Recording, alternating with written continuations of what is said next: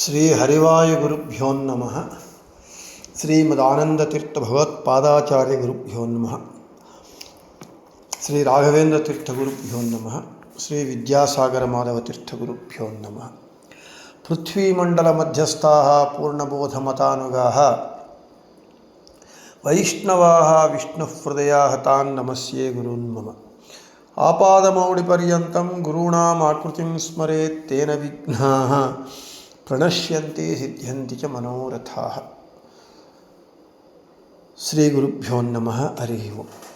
ధృతరాష్ట్రో ఉవాచ ధర్మక్షేత్రే కురుక్షేత్రే సమవేతా యుయుత్సవః మామకాః పాండవాశ్చైవ కిమకుర్వత సంజయ.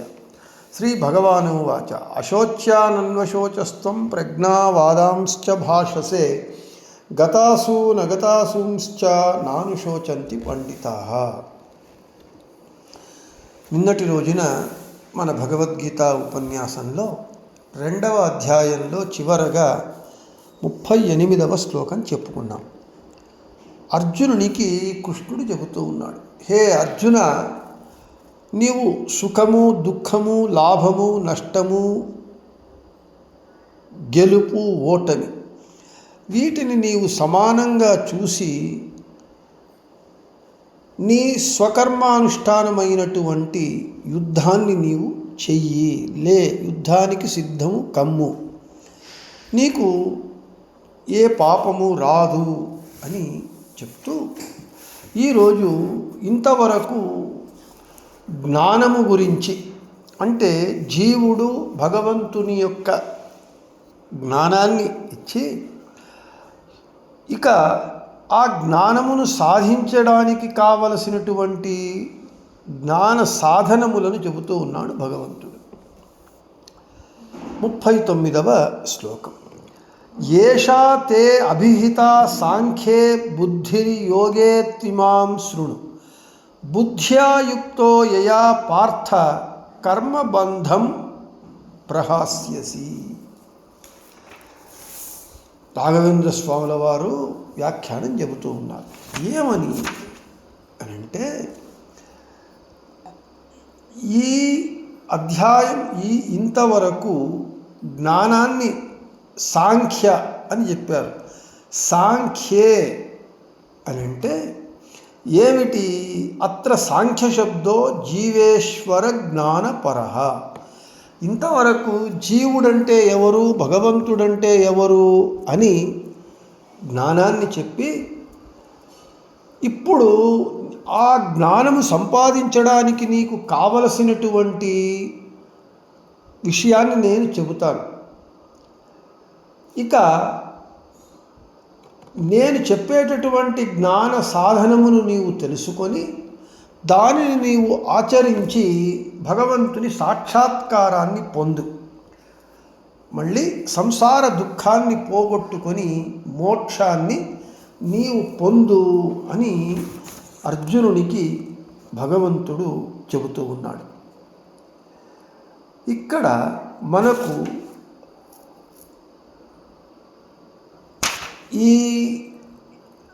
ఇంతవరకు జీవుడంటే ఎవడు? నాశనము లేనటువంటి వాడు, అనాది నిత్యుడు. వానిని ఏ అస్త్రములు శస్త్రములు ఏది నాశనము చాలవు. భగవంతుడు అనాది నిత్యుడు, వాడు అప్రాకృతుడు.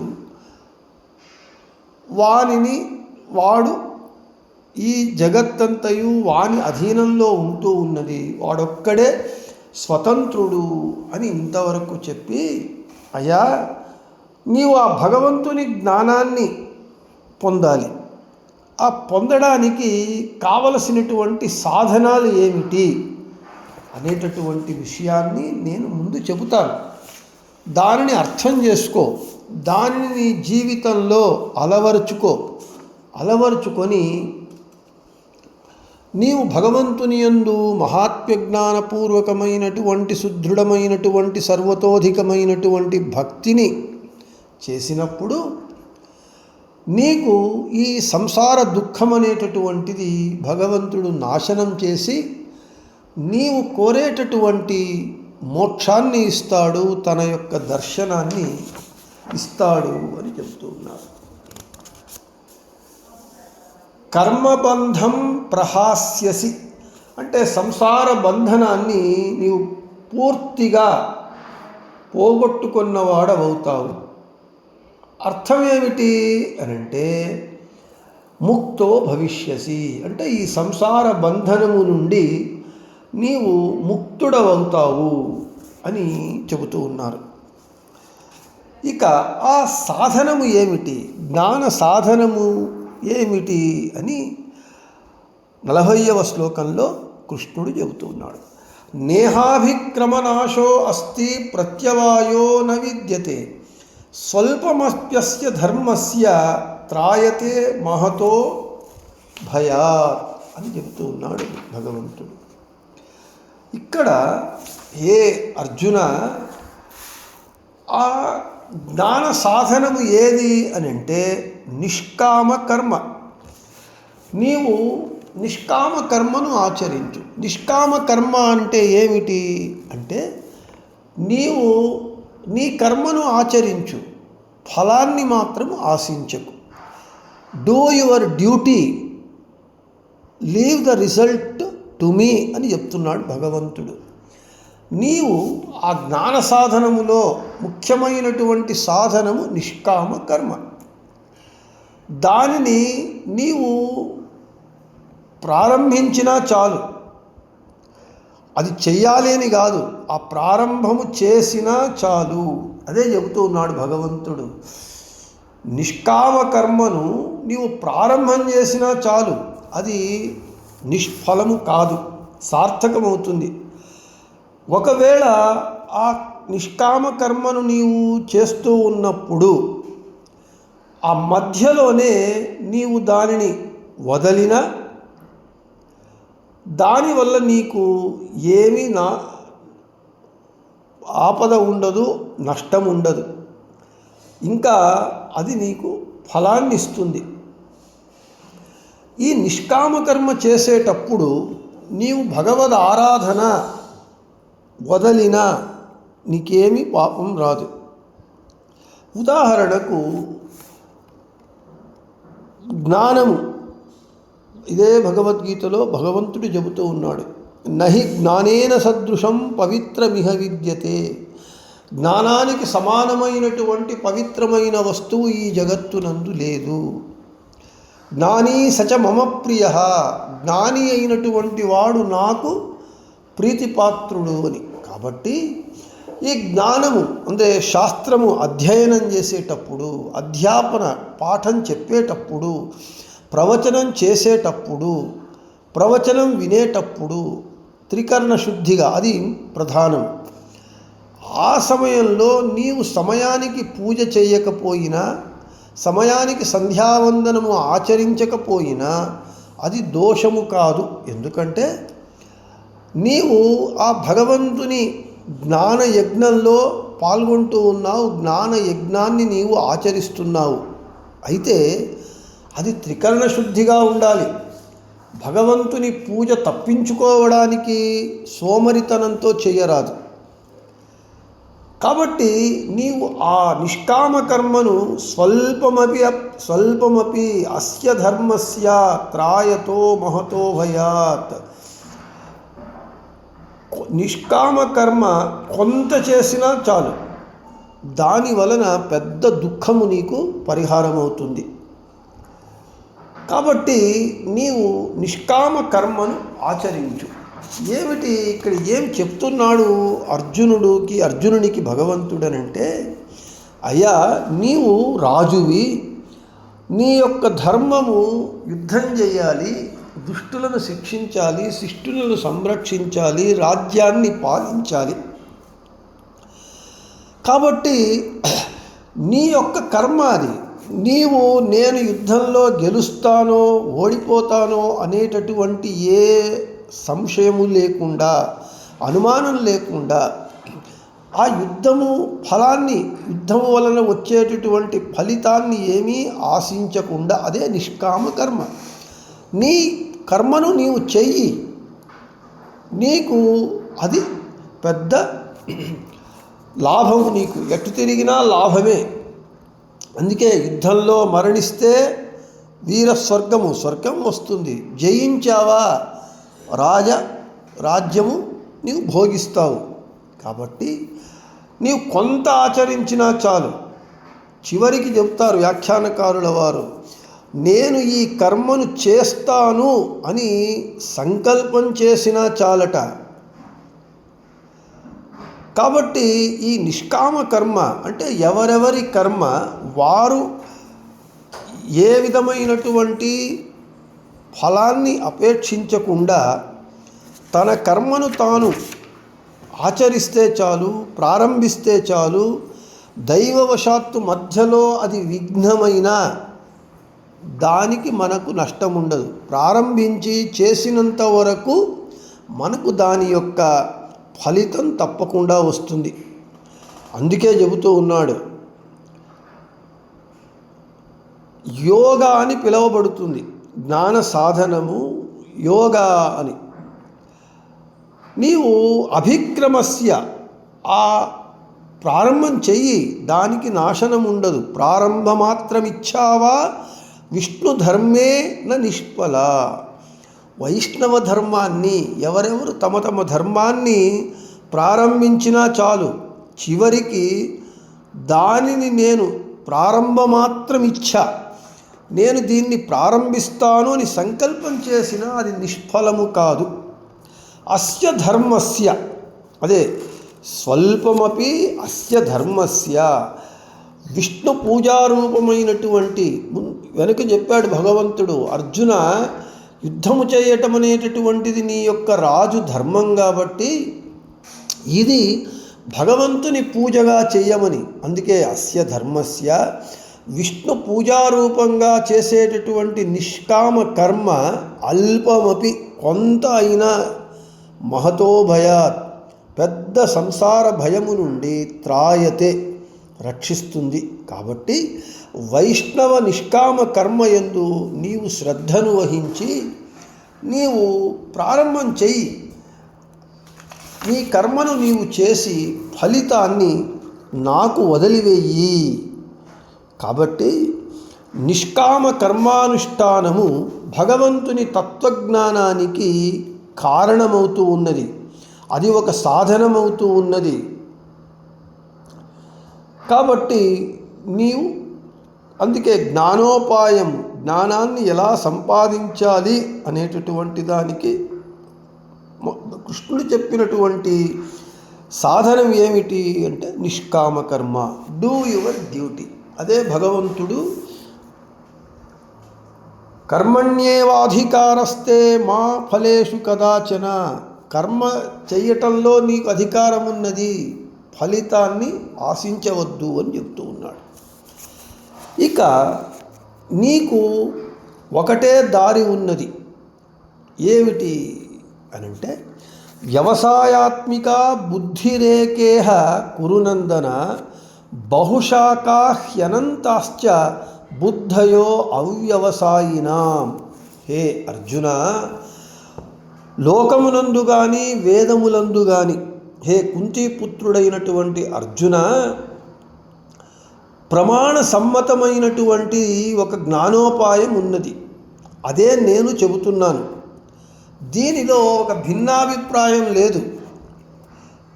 ప్రమాణములు ఏమి చెబుతున్నాయి అనేటటువంటి గురించి నిశ్చయ జ్ఞానము లేనటువంటి వాడు, నిశ్చయాత్మకమైనటువంటి నిర్ణయాత్మకమైనటువంటి బుద్ధి లేనటువంటి వాళ్ళు ఒక్కొక్కరు ఒక్కొక్క రీతిగా మాట్లాడతారు. కాబట్టి నీవు దానిని పట్టించుకోవద్దు.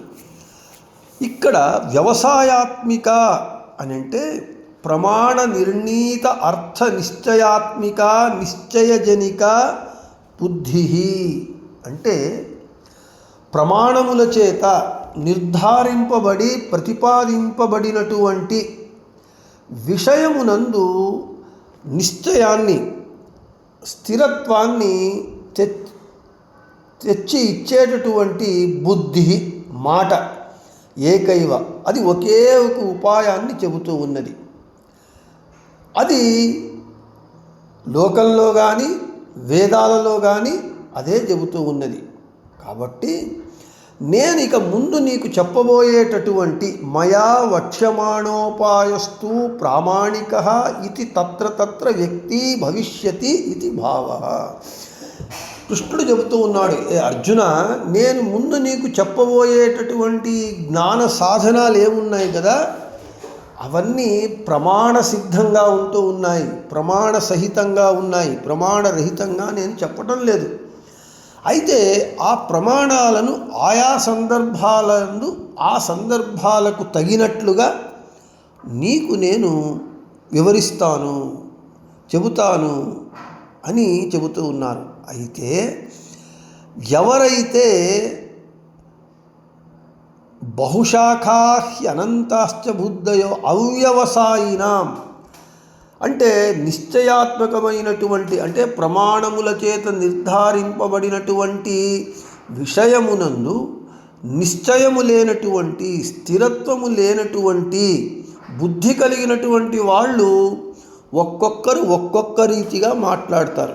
దానిని నీవు లెక్కించవద్దు, గణించవద్దు. నేను ఇప్పుడు చెప్పబోయేటటువంటి జ్ఞాన సాధనములన్నీ ప్రమాణసిద్ధంగా ఉంటూ ఉన్నాయి అని చెబుతూ ఇక చెబుతున్నాడు భగవంతుడు 42-43 శ్లోకాలలో. యామిమాం పుష్పితాం వాచం ప్రవదంత్య విపశ్చితః వేదవాదరతాః పార్థ నాన్యదస్తి ఇతి వాదినః కామాత్మానః స్వర్గపరా జన్మ కర్మ ఫలప్రదాం క్రియావిశేషబహుళాం భోగైశ్వర్య గతిం ప్రతి. ఇప్పుడు వేదములున్నాయి. వేదములను అర్థం చేసుకోవాలి అని అంటే చాలా కష్టం. వేదములు కానీ, భారతం కానీ, శాస్త్రం కానీ, విష్ణు సహస్రనామం కానీ, పురాణములు కానీ అర్థం చేసుకోవాలి అని అంటే చాలా కష్టంగా ఉంటుంది. దానిని గురుముఖేన మనము అర్థం చేసుకోవాలి. అదే మధ్వాచార్యుల వారు చెప్తారు, వేదాలకు 3 అర్థాలట, భారతానికి 10 అర్థాలు, విష్ణు సహస్రనామానికి 100 అర్థాలు ఉన్నాయి అని చెబుతూ ఉన్నారు. కాబట్టి వేదములో ఆపాతిత అంటే మనకు పైకి కనబడేటటువంటి అర్థమును మాత్రమే తెలుసుకున్నటువంటి వాళ్ళు విద్వాంసులు కాదు, అవిద్వాంసులు. కేవలము ఆపాతత కనబడేటటువంటి అర్థాన్ని తెలుసుకున్నటువంటి అవిద్వాంసులు స్వర్గము వదలి, స్వర్గము తప్ప మోక్షాది ఫలములు లేవు అని వేదములు చెబుతున్నాయి అని చెప్పి కేవలము కామ్యమైనటువంటి స్వర్గాది ఫలములందే వాళ్ళు ఆసక్తులై స్వర్గమే పరమ పురుషార్థము అని వేద మంత్రములకు అర్థాన్ని చెబుతూ వాళ్ళు అర్థం చేసుకొని వీళ్ళు ఆచరిస్తూ ఉంటారు. వాళ్ళు ఇంకొకరికి ఉపదేశం చేస్తూ ఉంటారు. అయితే అది చాలా తప్పు. వేదములు కేవలము ఐహికమైనటువంటి నశ్వరమైనటువంటి స్వర్గాదులను ఇచ్చేటటువంటి వాటిని ఇచ్చేటటువంటి జ్ఞానము మాత్రమే కాదది. వేదముల యొక్క గురి చాలా పెద్దగా ఉన్నది. వేదములు భగవంతుణ్ణి తెలియజేస్తాయి. మనకు మోక్షప్రదాత అయినటువంటి భగవంతుని జ్ఞానాన్ని ఇచ్చేటటువంటివి వేదములు. కానీ కేవలము స్వర్గాదులను ఇచ్చేటటువంటిది కాదు. అయితే ఆపాతత అలాగే అవి మనకు కనబడతాయి. అయితే ఇక్కడ ఒక చెట్టు ఫలాన్ని ఇవ్వాలి అని అంటే ముందు ఆకులు వస్తాయి, తరువాత కొమ్మలు, తర్వాత పూలు, తరువాత ఫలం. ఈ వేదములు ఇచ్చేటటువంటి ఫలములు ఏవి అంటే కామ్య ఫలములు. అవి ఎటువంటివి? పూల లాంటివి అంతే. అయితే వేదములు మనకిచ్చేటటువంటిది ఏది అంటే మోక్షము, అది ఫలము. అంటే వేదముల ఫలం ఏమిటి అంటే మోక్షము.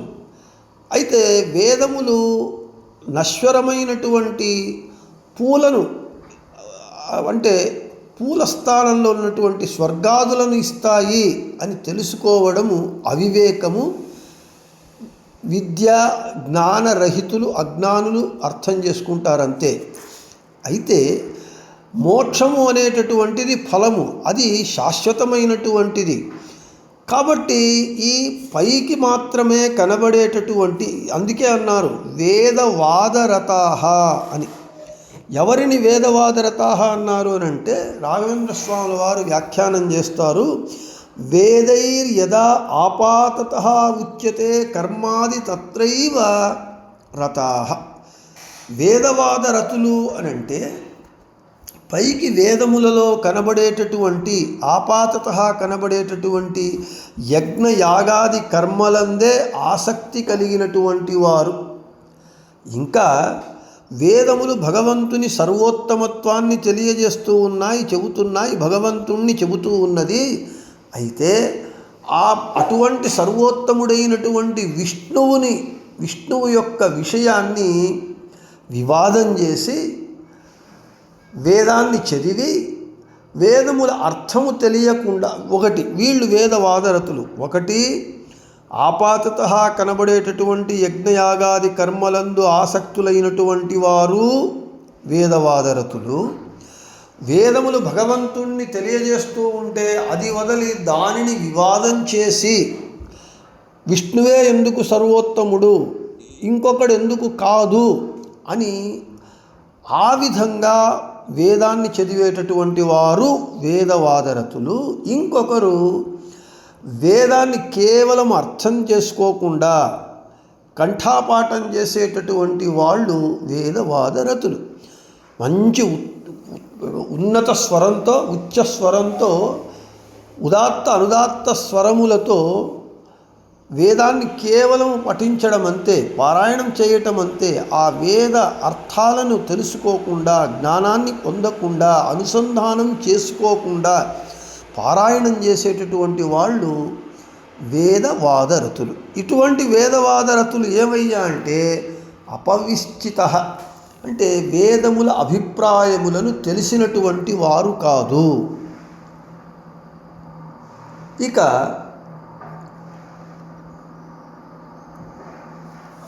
నాణ్యదస్తి ఇది వాదినః అని భగవంతుడు చెప్పాడు. అంటే ఈ వేదములు మనకు కేవలము స్వర్గము మొదలైనటువంటి వాటిని, నశ్వరమైనటువంటి ఫలాన్నే కాకుండా మోక్షం అనేటటువంటి చతుర్విధ పురుషార్థములలో, ధర్మ అర్థ కామ మోక్ష చతుర్విధ పురుషార్థములలో పరమ పురుషార్థమైనటువంటిది మోక్షము. దానిని ఇచ్చేటటువంటి, తర్వాత బ్రహ్మతత్వాన్ని ఇచ్చేటటువంటిది కాదు అని ఎవరైతే చెప్తారో వాళ్ళు వేదవాదరతులు. వేదములు భగవత్తత్వాన్ని తెలియజేస్తూ ఉన్నది, భగవంతుని జ్ఞానాన్ని, యథార్థ జ్ఞానాన్ని ఇస్తూ ఉన్నది, దాని వలన మనకు మోక్షం వస్తూ ఉన్నది. అలా కాదు కేవలము స్వర్గము మొదలైనటువంటివే ఇస్తాయి అన్నటువంటి వాళ్ళు వేదవాదరతులు. ఇక కామాత్మానః, ధన కనకాదులను ఆసక్తి ఉండి వాటి అందే భోగాసక్తులైనటువంటి వాళ్ళు వేదములను అంతకే పరిమితం చేస్తారు, వాళ్ళు వేదవాదరతులు. ఇక స్వర్గపరాగ, కేవలము స్వర్గాదులనే ఇస్తాయి, అవే పురుషార్థము అని తెలుసుకున్నటువంటి వాళ్ళు వేదవాదరతులు. కాబట్టి వీళ్ళందరూ అవిపస్థిత, వేదాభిప్రాయాన్ని తెలుసుకున్నటువంటి వారు కారు. వేదము భగవంతుణ్ణి తెలియజేస్తుంది అని తెలుసుకున్నటువంటి వాళ్ళు మాత్రమే వేద జ్ఞానులు, వేద జ్ఞాని అని చెబుతారు. ఇక భోగైశ్వర్య ప్రసక్తానాం తయాపహృత చేతసాం వ్యవసాయాత్మిక బుద్ధి సమాధౌ న విధీయతే. మనుష్యులు ఈ లౌకికమైనటువంటి భోగము ఐశ్వర్యములందు ఆసక్తి కలిగి దాని చేత వివేకాన్ని, జ్ఞానాన్ని పోగొట్టుకొని వాళ్ళు నిశ్చయాత్మకమైనటువంటి బుద్ధిని వాళ్ళు పొందరు. కాబట్టి వాళ్ళ మనస్సు భగవంతుని యందు ధ్యానమునందు మగ్నము కాదు. అంటే ఇక్కడ మనకు చెబుతూ ఉన్నారు, వ్యవసాయాత్మిక సమ్యక్ ప్రమాణ నిర్ణీతార్థ నిశ్చయరూపా బుద్ధి. అంటే సరి అయినటువంటి ప్రమాణములతో సిద్ధమైనటువంటి విషయమునందు నిర్ధారాత్మకమైనటువంటి బుద్ధి, అది భగవంతుని యందు మనస్సు నిలపడానికి వస్తుంది. అయితే అటువంటి బుద్ధి ధ్యానమే మనకు పరమ పురుషార్థమైనటువంటి మోక్షమునకు కారణమవుతుంది. అయితే ఈ వేదవాదరతులు దాని యందు వాళ్ళు ఆసక్తులు కారు. ఎంతసేపు ఉన్నా లౌకికమైనటువంటి నశ్వరమైనటువంటి భోగములందే వాళ్ళు ఆసక్తులవుతూ ఉంటారు. కాబట్టి మనము వేదములు ఏమి తెలియజేస్తూ ఉన్నాయి అని అంటే, భగవంతుని యొక్క యథార్థ జ్ఞానాన్ని మనకు ఇస్తూ ఉన్నాయి. అదే ముందు 45వ శ్లోకంలో అదే చెబుతారు. సర్వోత్తముడైనటువంటి భగవంతుని యొక్క జ్ఞానాన్ని మనలో కలిగించటమే వేదముల యొక్క ప్రధాన ఉద్దేశము అని చెబుతున్నారు. కాబట్టి మనము వేదవాదరతులు కాకూడదు. స్వర్గకామో యజేత, పుత్రకామో యజేత, నీకు స్వర్గం కావాలి అంటే యజ్ఞం చెయ్యి, పుత్రుడు కావాలి అంటే యజ్ఞం చెయ్యి అని కేవలము దానికి మాత్రమే మనము పరిమితమై ఆ విధంగా యజ్ఞాలను చేసి లౌకికమైనటువంటి నశ్వరమైనటువంటి ఫలములను పొంది మనకు మోక్షప్రదాత అయినటువంటి భగవంతుని యందు మన బుద్ధిని నిలపకుండా ఉండటం అనేటటువంటిది అవివేకతనము. అది మన యొక్క అవివేకము యొక్క పరమావధి స్థితి. కాబట్టి మనము వేదవాదరతులు కాకూడదు, వేద జ్ఞానులను కావాలి. అది ఏమిటి అనేటటువంటి విషయాన్ని మనకు భగవంతుడు వేదములు ఏవి మనకు తెలియజేస్తుంది, వాటి యొక్క ముఖ్య ఉద్దేశం ఏమిటి అనేటటువంటిది 45వ శ్లోకంలో చెబుతాడు భగవంతుడు. దానిని రేపు చెప్పుకుందామని చెబుతూ శ్రీకృష్ణార్పణమస్తు, మధ్యేశార్పణమస్తు, అందరికీ శుభమస్తు.